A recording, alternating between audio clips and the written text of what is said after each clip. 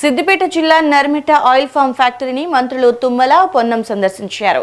గతంలో టన్నుకు 12,000 రూపాయలు ఉన్న ఆయిల్ ఫామ్ ధరని కేంద్రంతో మాట్లాడి 20,000 రూపాయల పైచిలకు పెంచామని మంత్రి తుమ్మల తెలిపారు.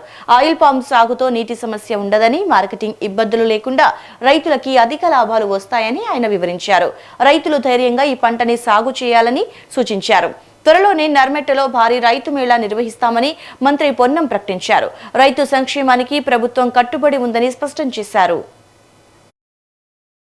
నుంచి నిర్మల్ 22వ తారీఖున ఈ ఫ్యాక్టరీ ప్రారంభోత్సవం చేయాలి.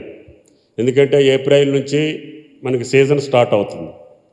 కాబట్టి ఇప్పుడు ఉత్తర తెలంగాణతో పాటు మిగతా జిల్లాల్లో వచ్చేటటువంటి పంట మొత్తాన్ని కూడా ఈ నర్మెట్ట ఫ్యాక్టరీకే రావాల్సి ఉంటుంది. లేని పక్షంలో మహబూబ్నగర్ నుంచి, నిర్మల్ నుంచి, కరీంనగర్ నుంచి మొత్తాన్ని అశ్వారాపేటకు తీసుకెళ్లాల్సి వస్తుంది. ఈ ట్రాన్స్పోర్ట్ ఖర్చులు ఎక్కువ అవుతున్నాయి.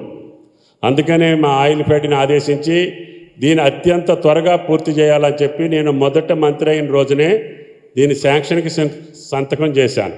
ఈ మధ్య నేను గుజరాత్కి వెళ్ళినప్పుడు అక్కడ పాల సేకరణ ఉద్యమము గురించి అక్కడ అమూల్ ఫ్యాక్టరీకి వెళ్ళి చూసినాను. నేను కూడా కోఆపరేటివ్ నుంచి ఉన్నా కాబట్టి చూసినప్పుడు అక్కడ పాల సేకరణ అనేటువంటిది ఒక గ్రామాల స్థాయి నుంచి చాలా కష్టంతో స్టార్ట్ అయితే ఇవాళ అమూల్ ఫ్యాక్టరీ యొక్క స్టేటస్ మీకు తెలుసు. దానికి అంకురార్పణ చేసింది కురియన్ గారు. ఈరోజు ఆయిల్ ఫామ్ అనేటువంటి ఖమ్మం జిల్లాకు మాత్రమే పరిమితమై ఉండే గతంలో.